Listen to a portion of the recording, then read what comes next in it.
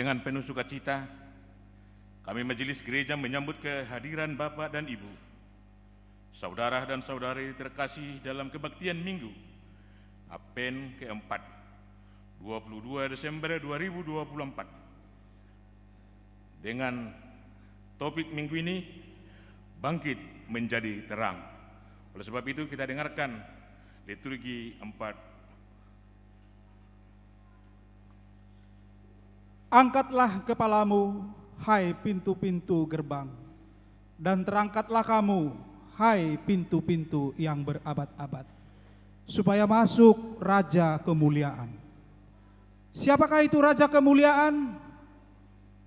Tuhan jaya dan perkasa, Tuhan perkasa dalam peperangan.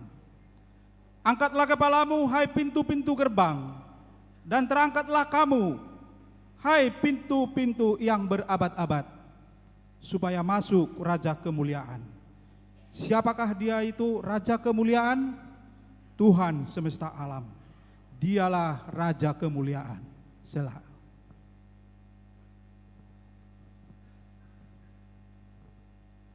Yesaya 58 ayat 8 sampai 12. Pada waktu itulah terangmu akan mereka seperti fajar, dan lukamu akan pulih dengan segera. Kebenaran menjadi barisan depanmu, dan kemuliaan Tuhan barisan belakangmu. Pada waktu itulah engkau akan dipanggil, dan Tuhan akan menjawab. Engkau akan berteriak minta tolong, dan Ia akan berkata, ini aku. Apabila engkau tidak lagi mengenakan kuk kepada sesamamu, dan tidak lagi menunjuk-nunjuk orang dengan jari dan memfitnah. Apabila engkau menyerahkan kepada orang lapar apa yang kau inginkan sendiri dan memuaskan hati orang yang tertindas, maka terangmu akan terbit dalam gelap dan kegelapanmu akan seperti rembang tengah hari. Tuhan akan menuntun engkau senantiasa dan akan memuaskan hatimu di tanah yang kering dan akan membaharui kekuatanmu. Engkau akan seperti taman yang diairi dengan baik dan seperti mata air yang tidak pernah mengecewakan. Kisah Para Rasul 28 ayat 27 sampai 29. Sebab hati ini telah menebal dan telinganya berat mendengar dan matanya melekat tertutup, supaya jangan mereka melihat dengan matanya dan mendengar dengan telinganya dan mengerti dengan hatinya, lalu berbalik hingga aku menyembuhkan mereka. Sebab itu kamu harus tahu bahwa keselamatan yang ada pada Allah ini disampaikan kepada bangsa-bangsa lain, dan mereka akan mendengarnya. Dan setelah Paulus berkata demikian, pergilah orang-orang Yahudi itu dengan banyak perbedaan paham antara mereka. Lukas 2 ayat 15 sampai 17. Setelah malaikat-malaikat itu meninggalkan mereka dan kembali ke sorga, gembala-gembala itu berkata seorang kepada yang lain, marilah kita pergi ke Bethlehem untuk melihat apa yang terjadi di sana, seperti yang diberitahukan Tuhan kepada kita.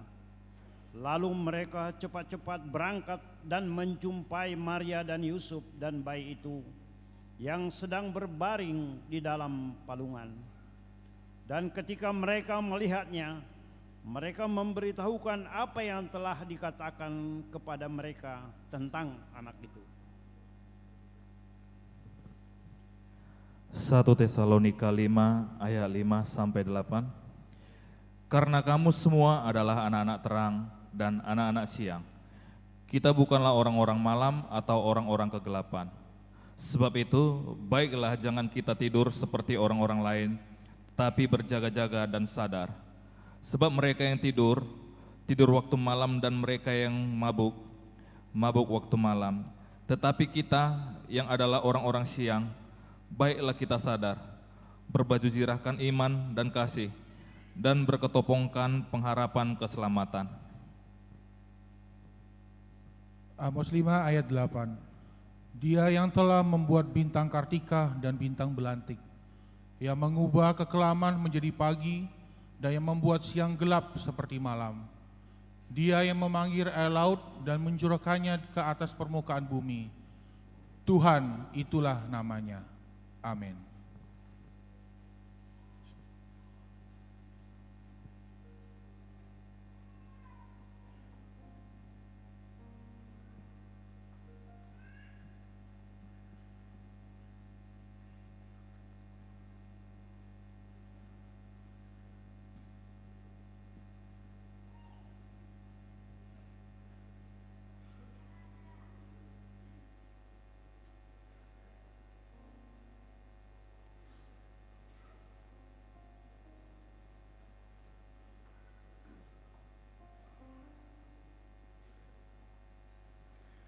Kita angkat pujian dari Kidung Jemaat HKBP 85.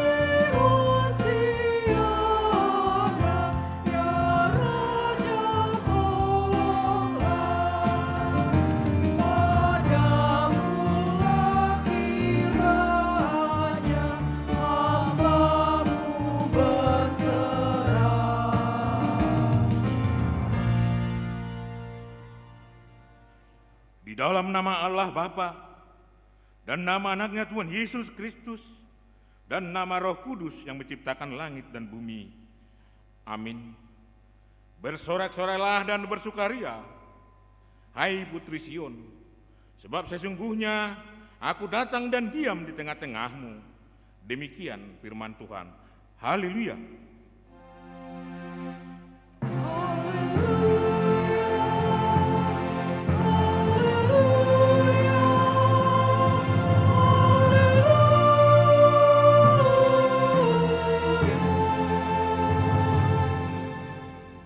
Kita berdoa.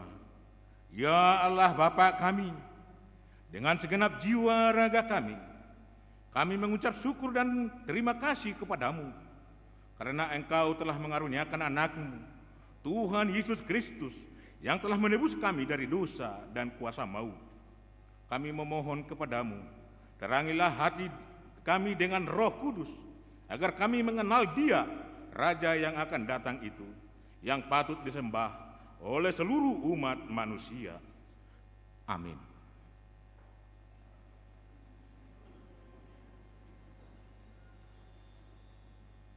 Kita bernyanyi nomor 87.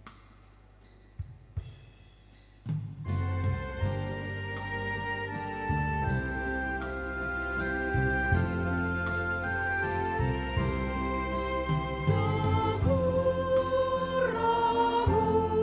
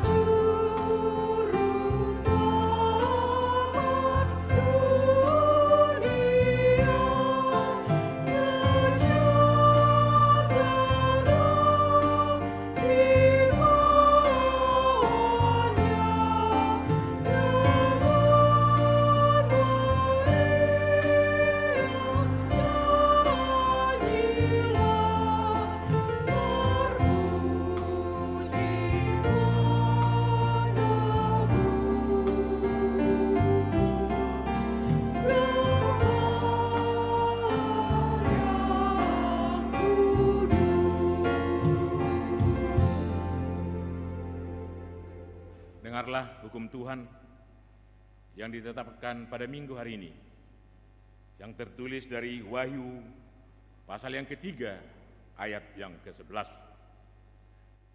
Aku datang segera, peganglah apa yang ada padamu, supaya tidak seorang pun mengambil mahkotamu.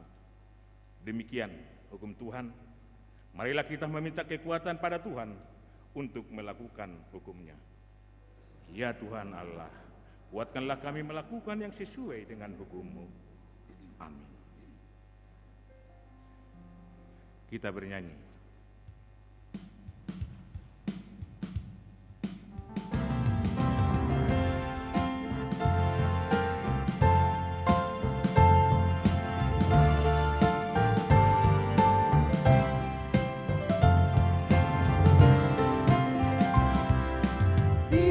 Dihapuskan dosaku hanya oleh darah Yesus.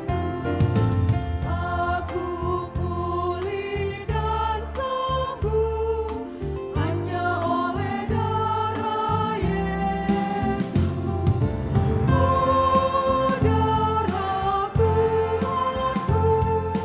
sumber pembasuhku, sucilah hidupku hanya oleh darah Yesus.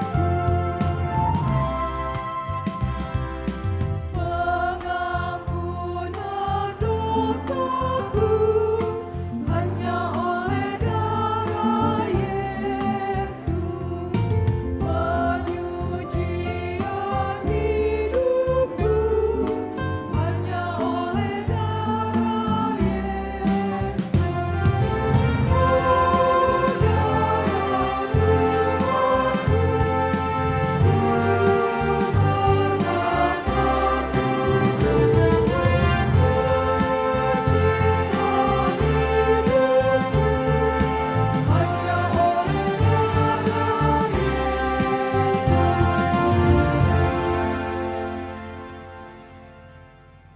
Mari kita merendahkan diri untuk mengaku dosa kita.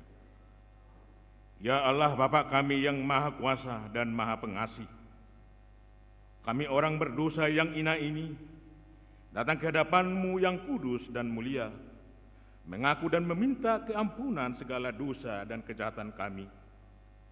Kami sering mendukakan Tuhan karena perkataan, pikiran dan perbuatan kami yang tidak benar.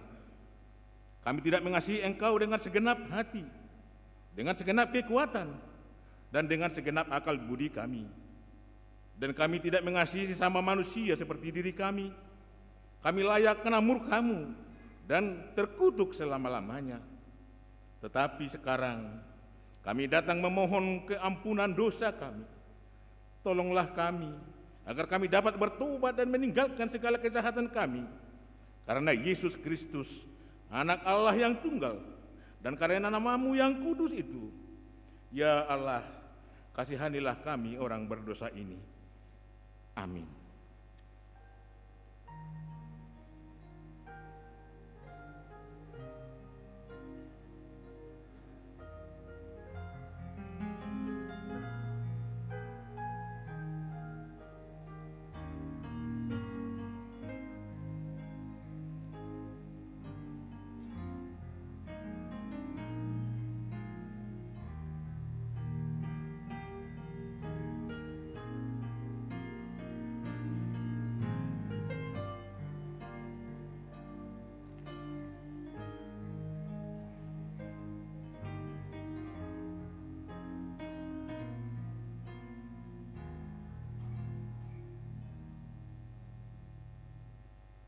Janji Tuhan tentang pengampunan dosa.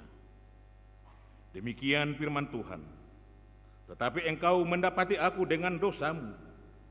Engkau menyusahai aku dengan kesalahanmu. Akulah Dia yang menghapus dosa pemberontakanmu. Oleh karena aku sendiri. Dan aku tidak mengingat-ingat dosamu. Kemuliaan bagi Allah di tempat yang maha tinggi. Amin.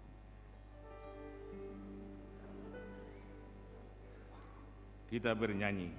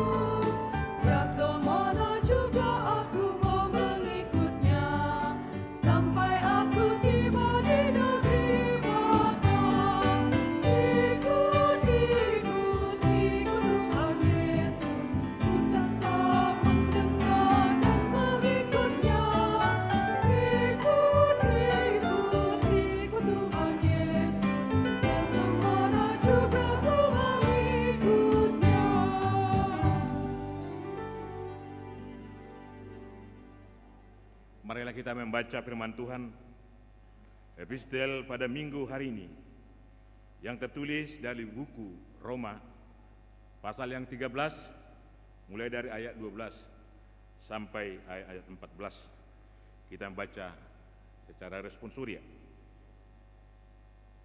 Hari sudah jauh malam, telah hampir siang. Sebab itu, marilah kita menanggalkan perbuatan-perbuatan kegelapan dan mengenakan perlengkapan senjata terang. Marilah kita hidup dengan sopan seperti pada siang hari. Jangan dalam pesta pora dan kemabukan, jangan dalam percabulan dan hawa nafsu, jangan dalam perselisihan dan iri hati. Tetapi kenakanlah Tuhan Yesus Kristus sebagai pelengkap senjata terang, dan janganlah merawat tubuhmu untuk memuaskan keinginanmu. Demikian firman Tuhan. Marilah berbahagialah orang yang mendengar firman Tuhan serta memeliharanya. Amin.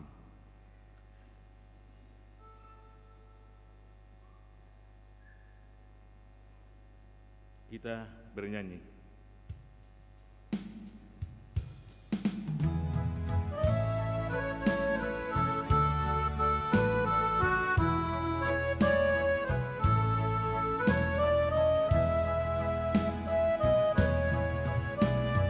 Sungguh indah kabar mulia, hai percayalah, Yesus Kristus tak berubah selamanya. Darahnya tetap menghapus dosa dan celah. Dia hibur yang berduka, puji namanya. Baik kemari hari ini selama-lamanya. Yesus Kristus tak berubah, puji namanya. Puji namanya. Puji namanya. Yesus Kristus tak berubah, puji namanya.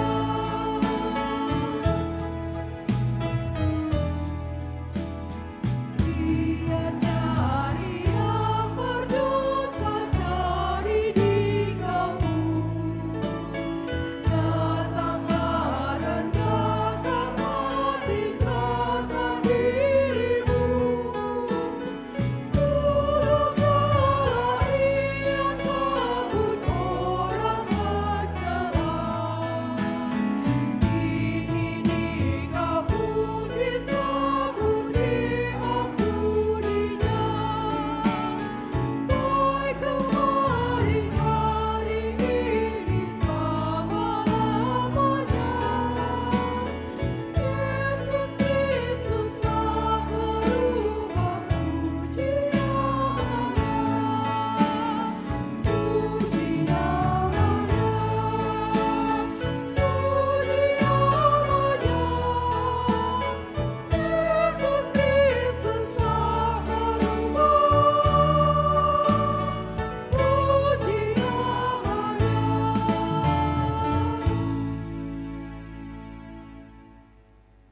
Marilah kita bersama-sama mengaku iman kepercayaan kita sebagaimana teman-teman seiman di seluruh dunia.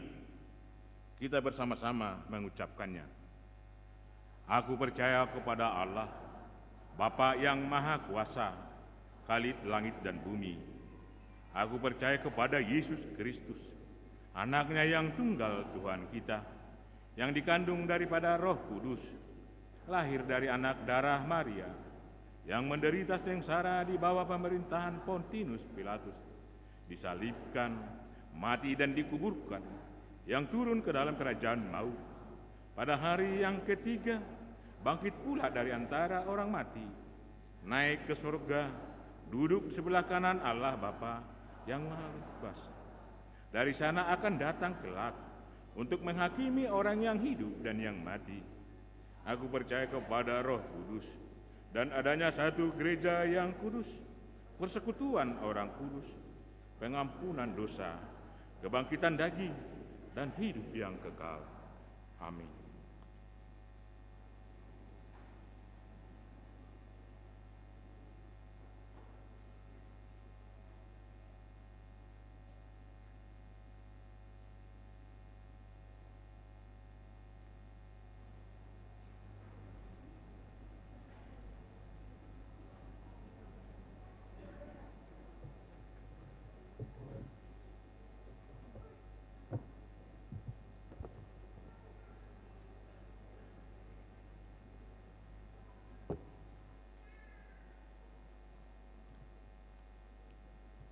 Bapak Ibu Jemaat yang dikasihi Tuhan Yesus Kristus, sejenak kita mendengar warta jemaat pada minggu hari ini, Minggu Advent keempat, 22 Desember 2024.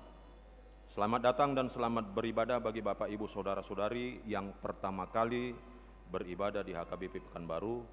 Immanuel, Tuhan beserta kita.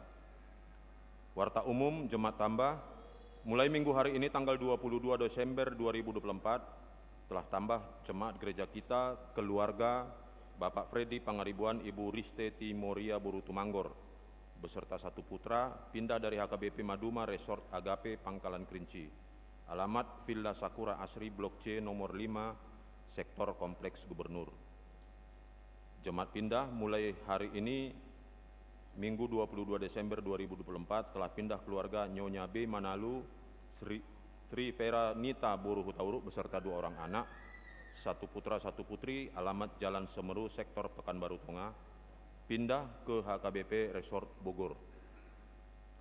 Suara Koinonia, pelayanan yang berkhotbah pada kebaktian pukul 9 WIB, Bapak Pendeta Hatu Sutapia STH MM, Reses Distrik 22 Riau.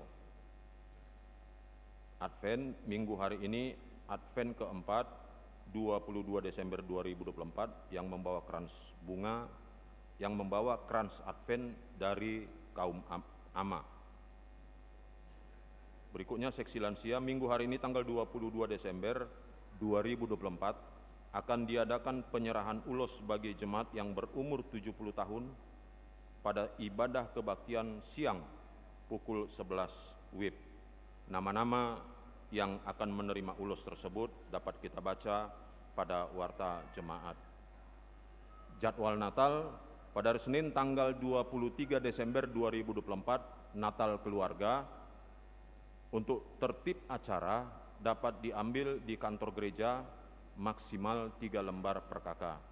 Pada hari Selasa 24 Desember 2024, malam Natal live streaming, masuk pukul 16.00 WIB, bahasa Indonesia. Selasa 24 Desember 2024, malam Natal live streaming, masuk pukul 19.00 WIB, bahasa Batak. Pada hari Rabu 25 Desember 2024, Natal pertama, masuk pukul 06.30, beserta diikuti dengan perjamuan kudus. Pada Rabu tanggal 25 Desember 2024, Natal pertama, masuk pukul 09 WIB dengan perjamuan kudus. Pada Rabu tanggal 25 Desember 2024, Natal pertama, live streaming, masuk pukul 11.30 WIB, berbahasa Batak, diikuti dengan perjamuan kudus. Pada Rabu 25 Desember 2024, Natal pertama, masuk pukul 17.00 WIB dan perjamuan kudus. Pada hari Kamis tanggal 26 Desember 2024, Natal hari kedua, masuk pukul 10.00 WIB, berbahasa Batak, diikuti dengan baptisan kudus. Pada hari Kamis tanggal 26 Desember 2024, pesta Natal kedua, diadakan baptisan kudus untuk anak jemaat gereja kita pada kebaktian 10.00 WIB. Suara diakonia, bingkisan Natal, gereja kita telah menyerahkan bingkisan Natal untuk Ama Ina Namabalu sejumlah 272 orang dan bahan sembako untuk 137 keluarga prasejahtera, difabel, pegawai gereja, dan 20 orang warga lingkungan gereja.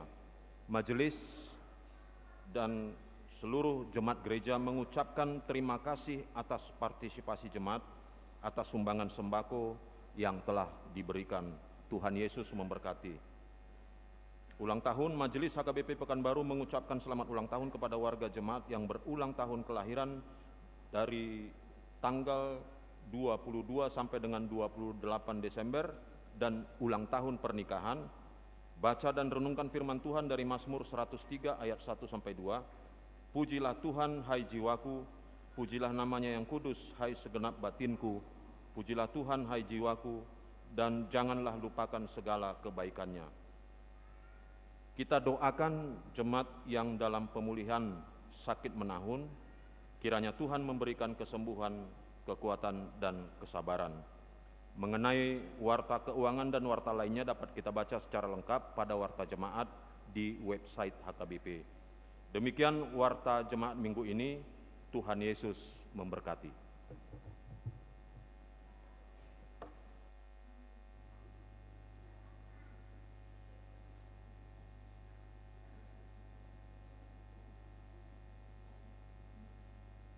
Kita bernyanyi sambil menyerahkan persembahan 1A dan 1B.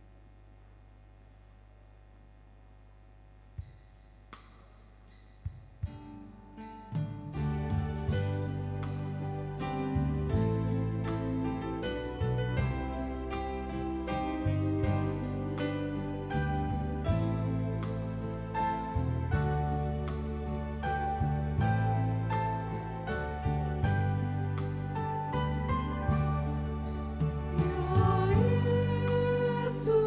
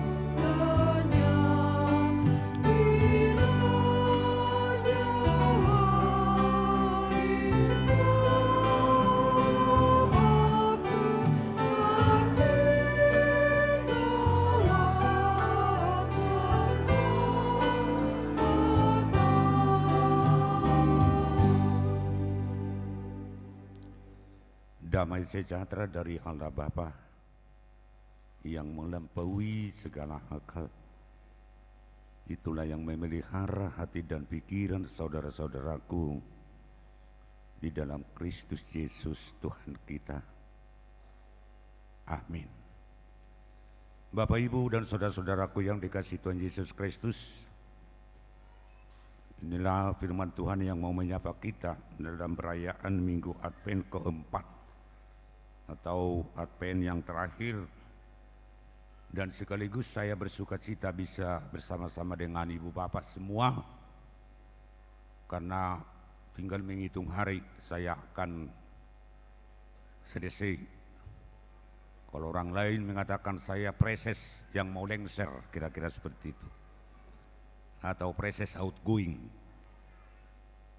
karena saya sudah 4 tahun melayani di distrik ini dan 32 preses yang sudah terpilih, dan saya bersyukur saya sudah masuk lansia dan tidak bisa lagi kemana-mana, dan karena saya juga sudah diberi oleh Tuhan kesempatan melayani 8 tahun menjadi preses.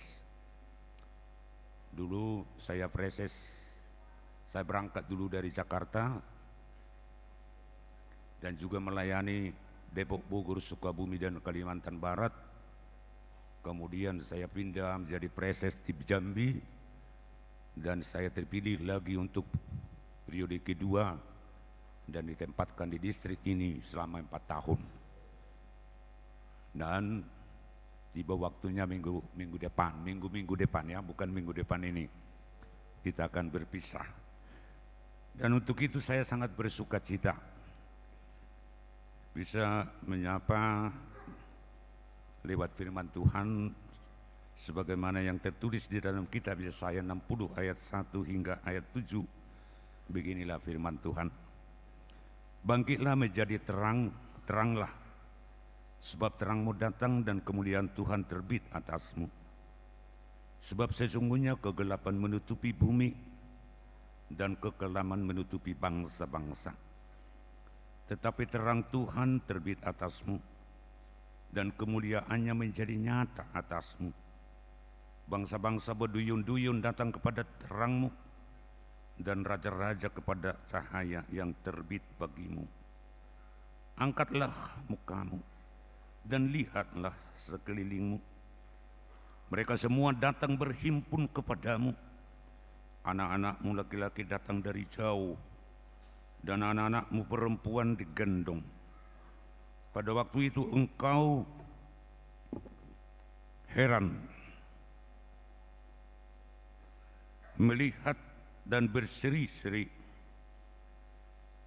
Engkau akan tercengang dan akan berbesar hati, sebab kelimpahan dari seberang laut akan beralih kepadamu, dan kekayaan bangsa-bangsa akan datang kepadamu. Sejumlah besar unta akan menutupi daerahmu, unta-unta muda dari Midian dan Eva. Mereka semua akan datang dari Sheba, akan membawa emas dan kemenyan, serta memberitakan perbuatan masyhur Tuhan. Segala kambing domba Kedar akan berhimpun kepadamu. Domba-domba jantan Nebayot akan tersedia untuk ibadahmu. Semuanya akan dipersembahkan di atas mezbahku sebagai korban yang berkenan kepadaku, dan akan menyemarakan rumah keagunganku. Demikian firman Tuhan. Kita tahu dalam sejarah Israel 70 tahun bangsa Israel dibuang ke Babelonia di bawah kekuasaan Raja Nebukadnezar.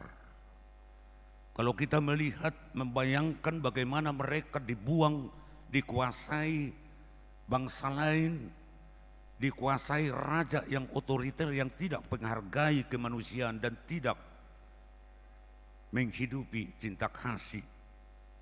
Di tengah-tengah suasana seperti itulah bangsa Israel hidup selama 70 tahun. Tetapi Tuhan selalu peduli bahwa Tuhan selalu bekerja. Tuhan melihat penderitaan mereka yang akhirnya Tuhan menjanjikan bahwa mereka akan kembali ke Yerusalem dan mengembalikan kejayaan Yerusalem seperti harapan dan janji-janji Tuhan yang sudah dinyatakan sebelumnya. Bahwa kejayaan tersebut bukan sekedar kejayaan oleh karena nama, bukan. Tetapi kejayaan tersebut yang dijanjikan oleh Tuhan kepada mereka meliputi wibawa dan nama mereka. Selaku manusia tentu membutuhkan wibawa, membutuhkan kehormatan dari orang lain. Dan itu akan mereka alami oleh karena kuat kuasa daripada Tuhan. Tetapi bukan sekedar itu, bahwa Tuhan juga peduli untuk memulihkan ekonomi mereka. Karena itu menopang, mendukung, dan salah satu faktor yang boleh kita katakan sangat esensial dalam mendukung kehidupan dan kelangsungan serta masa depan daripada sebuah bangsa. Ekonomi juga dijamin oleh Tuhan. Dan juga SDM, sumber daya manusia, sebagaimana bahwa SDM itu adalah modal yang paling utama, human capital, dalam rangka membangun sebuah bangsa, sebuah daerah, sebuah cita-cita. Dibutuhkan SDM yang mumpuni, SDM yang brilian, SDM yang sehat, SDM yang bisa memberikan ide-ide dan gagasan-gagasan yang indah. Dan itulah yang dijanjikan oleh Tuhan kepada bangsa Israel. Namun saudara-saudaraku yang dikasihi Tuhan, agar semua cita-cita dan janji Tuhan itu bisa terwujud, yang pertama dimintakan oleh Tuhan bahwa bangsa Israel itu harus mau move on dari keterpurukan, dari suasana penindasan selama 70 tahun. Tuhan tahu apa yang terjadi. Dan kita bisa membayangkan bagaimana bangsa yang tidak memiliki kebebasan, baik kebebasan untuk menikmati hidup, mereka bekerja keras tapi tidak bisa menikmati hasil daripada pekerjaannya. Mereka merindukan Tuhan dan mengingat Sion, Yerusalem sebagai asal mereka, tapi mereka tidak bisa bebas untuk melakukan ibadah. Dan itulah yang mereka alami. Dan mereka selalu hidup pesimis. Orang yang pesimis biasanya itu sulit berpikir dan tidak memiliki inisiatif, tidak memiliki ide-ide, karena mereka pesimis dan apatis tentang masa depan. Tapi Tuhan menyapa mereka untuk menggapai cita-cita di mana pemulihan kejayaan Yerusalem sebagai kota Sion itu harus dimulai daripada perubahan pribadi, stakeholder di tengah-tengah bangsa, penatua-penatua, dan juga generasi-generasi muda yang sudah lahir di Babel pada waktu itu. Maka Tuhan mengatakan, bangkitlah dan menjadi teranglah. Saudara-saudaraku yang dikasihi Tuhan Yesus Kristus, bahwa Tuhan mendorong mereka untuk bangkit, bukan sekedar bangkit secara fisik, tapi kebangkitan itu selalu dimulai dengan kebangkitan spiritualitas, kebangkitan rohani yang selama ini sudah hilang, yang mana kebangkitan spiritualitas itu selalu ditandai dengan mengingat dan mengandalkan Tuhan, sebagaimana yang diserukan dalam kitab Keluaran 10 ayat 12. Bersedialah melakukan apa yang dimintakan dan dikehendaki oleh Tuhan. Yang mana dalam Keluaran 10 ayat 12. Inilah yang dikehendaki oleh Tuhan. Takutlah akan Tuhan. Beribadahlah kepada Tuhan. Hiduplah di dalam kasih. Dan berjalanlah seturut daripada kehendak Tuhan. Itulah sikap yang diinginkan oleh Tuhan. Sekali lagi, dalam Keluaran 10 ayat 12, apa yang dimintakan Tuhan, dan itulah yang pertama yang mereka harus lakukan apabila mencapai kejayaan. Beribadahlah, takutlah akan Tuhan, hiduplah di dalam kasih, Dan kedua, kalau dikatakan bangkitlah dan menjadi teranglah, harus bersedia melupakan masa lalu yang selalu menerpa mereka di Babel, yang akhirnya mengajak mereka itu supaya fokus terhadap prospek yang ideal. Kalau kita fokus terhadap prospek yang ideal, bahwa tujuan mereka membangun Yerusalem, memulihkan kejayaan Yerusalem, mereka sebagai alat Tuhan untuk membangun kehidupan yang baru, harus fokus kepada prospek yang ideal. Karena banyak tantangan, banyak persoalan yang mereka hadapi. Bangsa-bangsa lain yang selalu mengancam, bukan hanya bangsa yang lain, tetapi juga dari komunitas mereka sendiri. Ada suku-suku yang lain, suku-suku mereka yang tidak satu ide, yang artinya intinya bahwa tantangan persoalan itu selalu muncul bahkan dari yang sudah dirasakan menjadi orang dekat. Dan itu yang kita rasakan juga pada masa kekinian. Maka bagi kami, saya sendiri karena saya sering mengalami seperti itu, bersahabat boleh dekat, tetapi jangan melekat. Sekali melekat, wah, tidak dapat dipercaya manusia sekarang. Maaf, termasuk kami-kami ini, sulit dipercaya. Kadang kita anggap teman, tapi tidak, banyak yang menjerumuskan. Tapi ini berenungan, kalau bahasa Batak, hata sufisi majodah. Menjelang, saya selalu katakan, menjelang masa-masa akhir, mari kita maknai bukan dari segi hanya konteks teologi. Kalau dari konteks Alkitabiah dan teologi, masa-masa akhir itu datanglah, berubah, banyak berubah, cinta kasih tidak ada, keluarga juga tidak saling menghargai, pertemanan juga tidak dihargai. Bukan hanya pada masa-masa akhir kedatangan Perusia atau kedatangan Tuhan Yesus kedua kalinya. Saya juga karena mau lengser, ini masa-masa akhir yang dulu kompak dengan kita, sekarang sudah mulai kelihatan ditinggalkan. Itulah dunia. Itu dunia. Maka kalau kita tidak membentengi diri kita, wah, penyakit datang terus menerus. Akhirnya kita merasakan kalau kita tidak kuat, penyakit sekarang yang cenderung datang, selalu saya katakan kepada teman-teman, ini kita ini sudah kena gegana, gelisah, galau, dan merana. Kira-kira seperti itu. Dia harus kuat. Dan itu juga yang kelihatan, makanya kita harus fokus kepada prospek yang ideal. Apa cita-cita kita? Apa yang dituntut oleh Tuhan? Bahwa tantangan silih berganti menerpa kehidupan kita.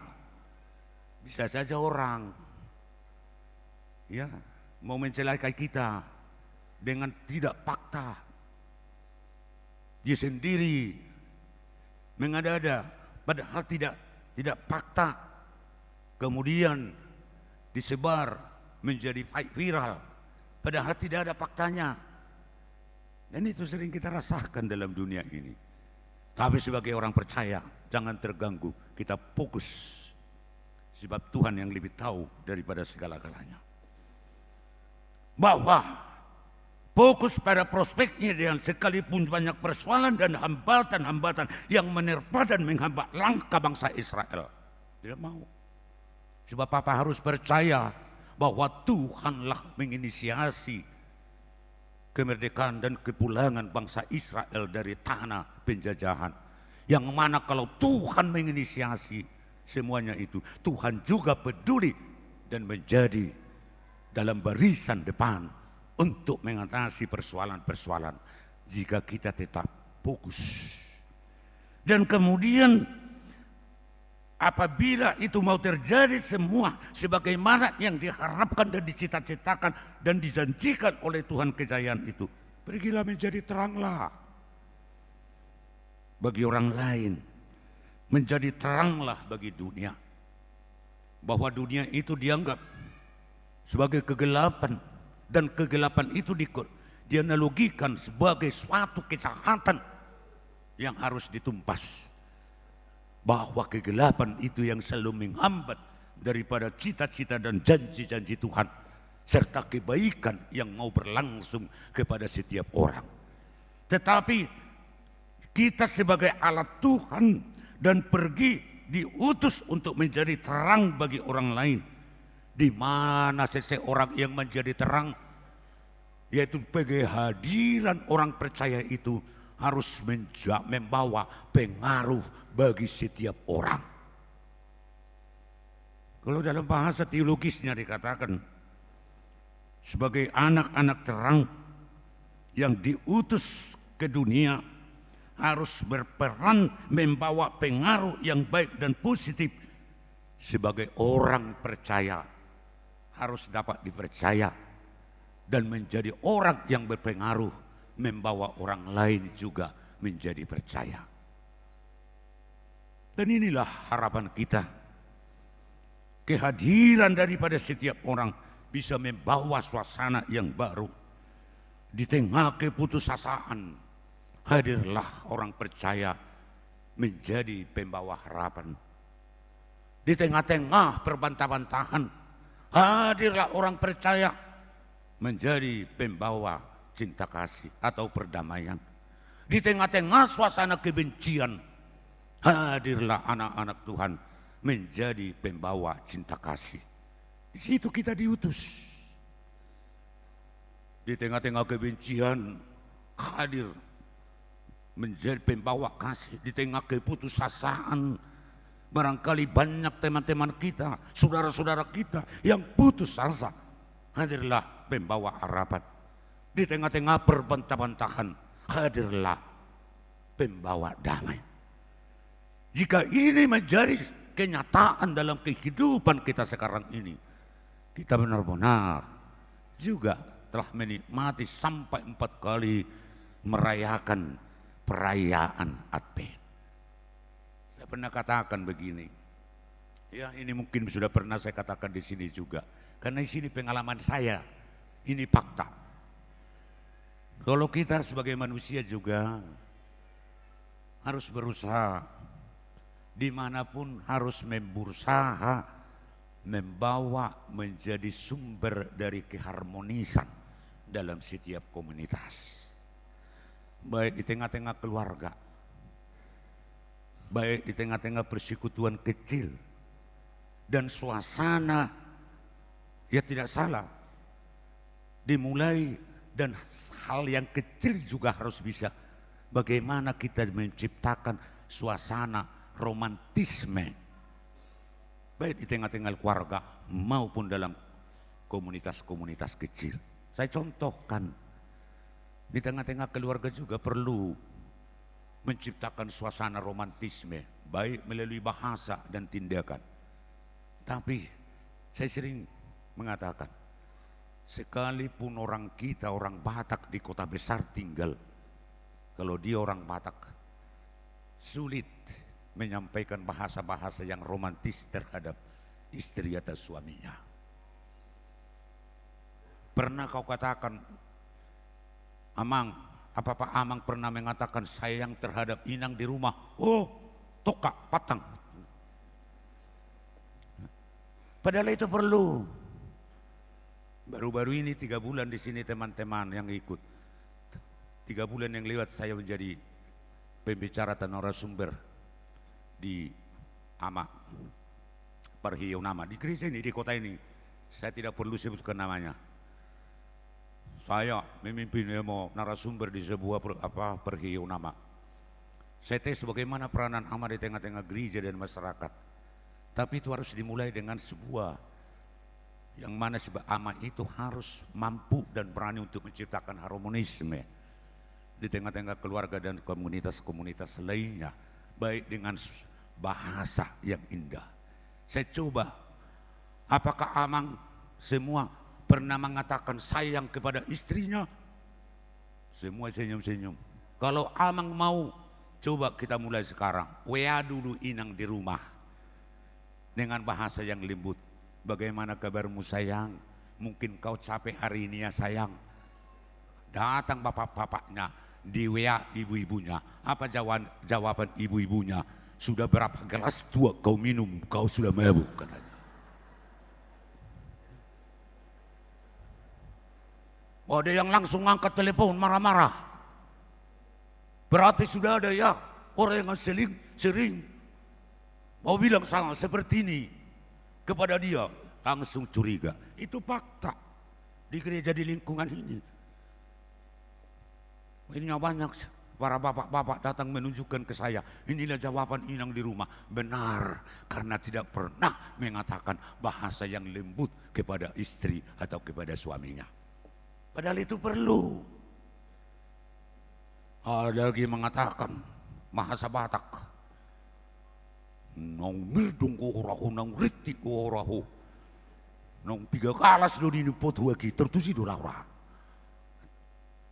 Karena tidak pernah, mungkin katakan jarak. Padahal itu penting membangun keharmonisan dengan kata-kata yang indah, dengan kata-kata yang lembut. Kita lihat sekarang fenomena itu. Dan hampir jarang sekarang dengan teknologi yang luar biasa sekarang ini menjadi kesempatan dan peluang membuli orang, menghabisi orang. Padahal itu tidak dianggap lagi dosa. Orang Kristen bahwa tugas yang diberikan oleh Tuhan agar kejayaan itu dan kelimpahan itu bisa terjadi. Jika dimulai daripada perubahan diri sendiri, hadirlah, bangkitlah, dan menjadi teranglah.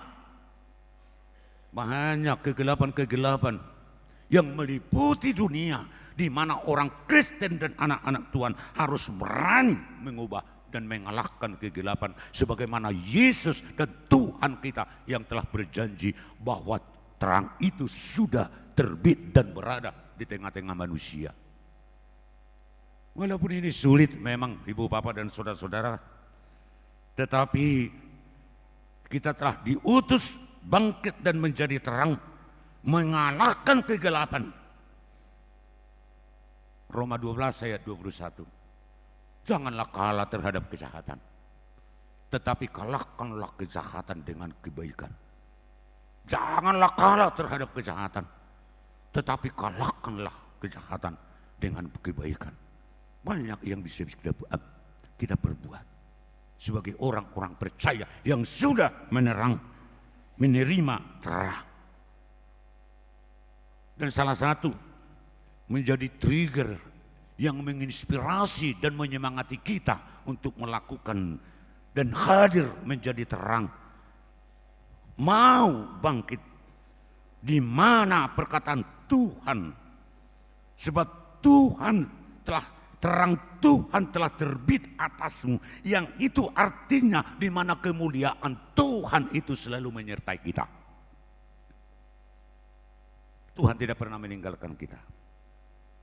Tuhan tidak lalu peduli siapapun kita. Baik yang sakit, mamanginang, baik yang mengalami pergumulan, baik pun yang berduka, baik pun yang bersukacita. Tetapi ingat, inilah dasar menjadi trigger yang men-trigger, yang memicu semangat kita bahwa terang Tuhan telah terbit atasmu. Kemudian Tuhan telah nyata yang selalu menaungi, menyertai, menemani kita siang dan malam. Dan Tuhan juga bekerja untuk kita. Tuhan tidak tinggal diam atas kemelut dan kesusahan serta persoalan-persoalan yang kita alami. Tuhan peduli kepada kita. Dan itulah kita ingat. Sebab kita berharga di hadapan Tuhan. Kalau sering saya katakan, dengan istilah apa yang dipakai Tuhan, istilah untuk menyebutkan kita sebagai manusia. Dalam bahasa Ibrani disebutkan, kamu adalah segullah. Yang kita terjemahkan segullah adalah, kamu adalah harta kesayanganku, yang tidak pernah ditinggalkan. Bagaikan seseorang yang memelihara biji matanya, sekecil apapun, yang bisa mencelakai biji mata. Kita akan cepat mengatasinya. Lebih dari situlah Tuhan menjaga dan memelihara kita, sebab kita adalah segala harta milik, kesukaan dan kepunyaan Tuhan. Maka kita jangan berkecil hati sekalipun banyak persoalan-persoalan yang kita hadapi. Dan kita juga dipedulikan segala kebutuhan-kebutuhan. Apa yang dikatakan, dan itulah fakta sekarang. Kelimpahan kejayaan Yerusalem. Dalam nats ini dikatakan bangsa-bangsa lain akan datang ke Yerusalem untuk mengantar kekayaan-kekayaan mereka. Dari seberang laut Tuhan akan mengirimkan kekayaan dan kelimpahan buat Yerusalem. Itu juga berlangsung bagi orang-orang yang selalu takut, yang selalu mencintai dan mengasihi, hidup di dalam kasih dan selalu berjalan di jalan Tuhan. Dan itu fakta sekarang Yerusalem. Jutaan orang-orang berkunjung mengantarkan uangnya, mengantarkan kekayaannya. Dari bangsa-bangsa lain selalu peduli, sekalipun sekarang banyak juga musuhnya, musuh Yerusalem. Tapi fakta itu bisa kelihatan. Ya. Tapi semua itu satu lagi, ya,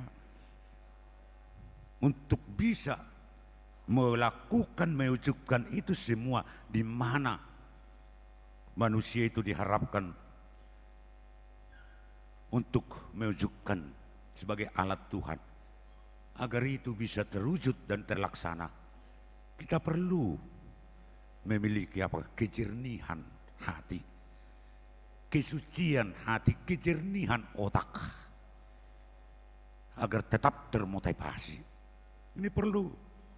Kalau otak ini, hati ini tidak jernih, kita sulit bekerja, kita sulit berpikir, kita selalu memikirkan hal-hal yang negatif, yang hanya keluhan-keluhan, yang hanya sungut-sungut.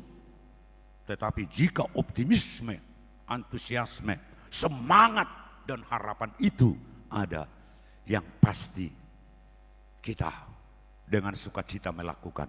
Perlu memikirkan hati, kebersihan otak, kebersihan hati juga. Ini ada dialog kawan, ya, ada seorang kawan pendeta. Ya, dia nggak pernah, selalu cemas, nggak bisa makan dan nggak bisa tidur. Kemudian dia pergi ke dokter. Ini juga fakta. Kemudian pergi ke dokter. Dokternya memeriksa, tensinya bagus, jantungnya bagus, tapi hanya diberi obat vitamin. Beberapa hari itu juga enggak sembuh-sembuh. Dia selalu cemas, dia selalu khawatir, dia enggak suka makan dan enggak bisa tidur. Dia pergi lagi ke dokter umum. Dokter umum menyarankan, nah ini semua saya sudah periksa, pergilah dulu memeriksa ke dokter saraf, dokter otak. Dia rekomendasi pergi ke dokter otak. Dokter otak memeriksa semua bagus. Tapi dokter otaknya memberikan salah satu apa? Mungkin ada kelenjar hormon, kelenjar di otak, yaitu disebut sebagai hormon endorfin, yang bisa memberikan semangat, yang mempengaruhi suasana hidup supaya dia gembira. Dikasih obat pemicu hormon endorfin. Tapi tidak bisa juga, tetap cemas, khawatir dan sebagainya. Dia kembali lagi ke dokter. Dokternya sudah berpikir, kan biasanya dokter orang-orang pintar, dokter ini menjadi masuk dokter juga pasti orang-orang bagus. Dokter kan, dokternya tidak salah, tidak habis ide. Setelah kawan ini diperiksa, otaknya semua, tiba kesimpulan dokter ini mengatakan, tubuh Bapak sehat, semua saya periksa. Tetapi ada satu, apa itu dokter? Otak Bapak kotor, katanya. Supaya bisa bersemangat, kalau otak itu jernih, otak itu tulus, otak itu tidak kotor, kita tidak curiga. bekerja juga semangat, kan? Dan ternyata kalau otak itu kotor, mempengaruhi kepada fisik kita juga. Itu buktinya tidak bisa makan, tidak bisa. Nah, saran daripada dokter, pulanglah Amang, bersihkan dulu otakmu. Maka jangan kotor otak kotor. Produk daripada otak kotor, hal-hal negatif semua. Kalau mau melakukan yang positif, sebagaimana yang diharapkan oleh Tuhan. Tapi permisi dulu saya, karena ini mungkin terakhir sekali saya berkhutbah di sini, agak panjang ya, bisa enggak? Tapi semuanya itu, yang terakhir kita dipanggil oleh Tuhan juga untuk memberitakan kemuliaan Tuhan. Memberitakan kemuliaan Tuhan lewat perkataan, lewat puji-pujian, terutama lewat sikap dimanapun kita berada, Amang Inang. Apapun profesi kita, apalagi saudara-saudaraku yang di atas ini, anak-anak muda yang memiliki masa depan yang indah, dimanapun kau ditempatkan Tuhan, apapun pekerjaanmu, ingat, tetap antusias, semangat, Tuhan selalu peduli kepada kita. Dan dipakai Tuhan menjadi alatnya untuk menyebarkan kemuliaan Tuhan dan memasyurkan nama Tuhan setiap waktu, di setiap tempat. Dan kemudian Tuhan akan nyata sebagaimana yang kita rayakan, kita pestakan, baik melalui pesta Natal yang diwujudkan melalui kehadiran Mesias Yesus Kristus. Itulah yang memulihkan kehidupan kita secara total. Amin. Mari kita berdoa. Terima kasih Bapa di surga, Bapa yang baik, yang agung, yang mulia. Kami tidak putus-putusnya bersyukur kepadamu, sebagaimana Engkau yang selalu peduli dan bekerja untuk kejayaan kami. Siapapun kami ini Tuhan, kami orang-orang berdosa yang selalu mengalami berbagai pergumulan, tetapi kami percaya Engkau tidak membiarkan kami sendirian menghadapinya. Engkau janjikan kejayaan lewat nama, kejayaan juga lewat ekonomi dan sumber daya manusia yang berkenan di hadapan Tuhan.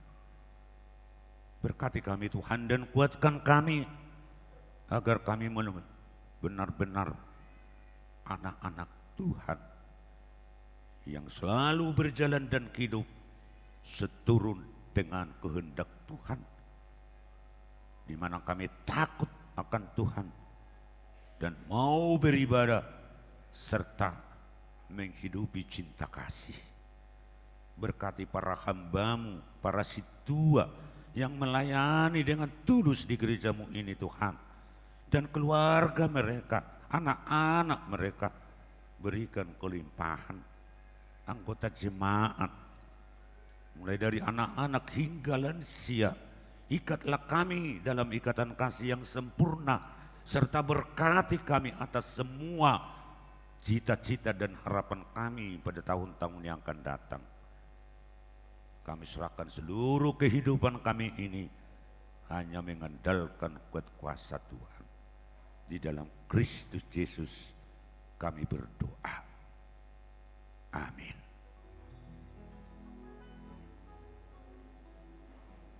Marilah kita memberikan hati dan pikiran kita untuk mengangkat pujian kepada Tuhan, dan dengan sukacita kita menyerahkan persembahan kita.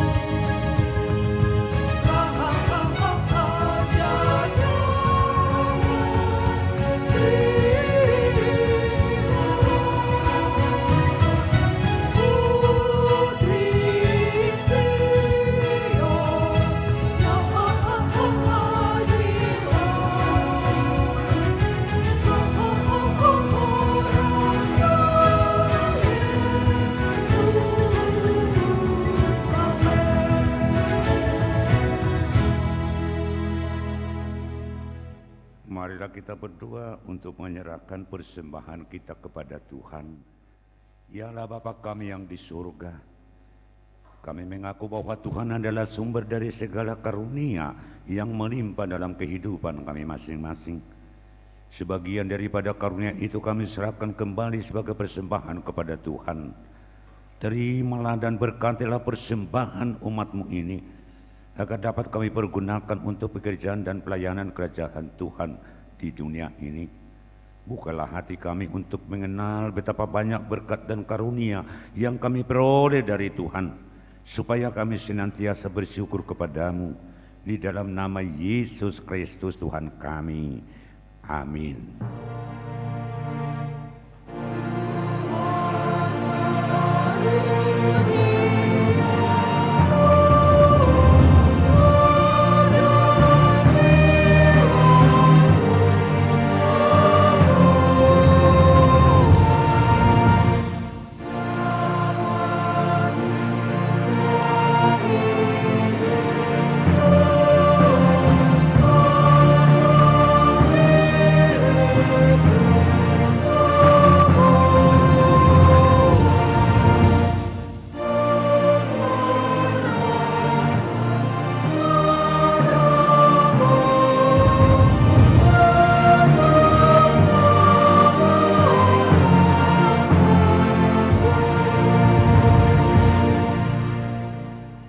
Bapa kami yang di surga, dikuduskanlah namamu.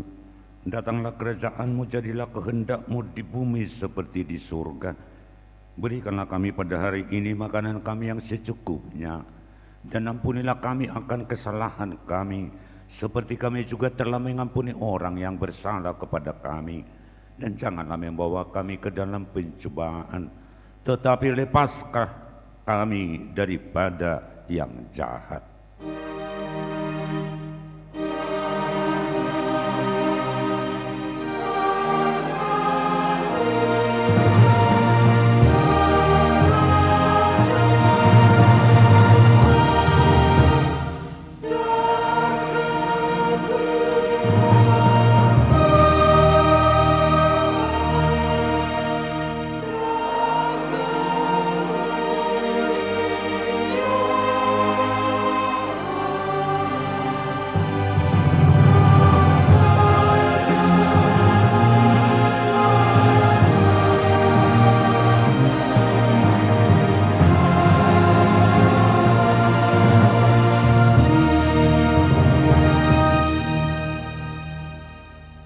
Pulanglah dengan sejahtera dan terimalah berkat Tuhan.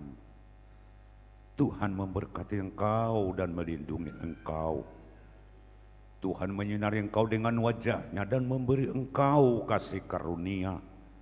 Tuhan menghadapkan wajah-Nya kepadamu dan memberi engkau damai sejahtera.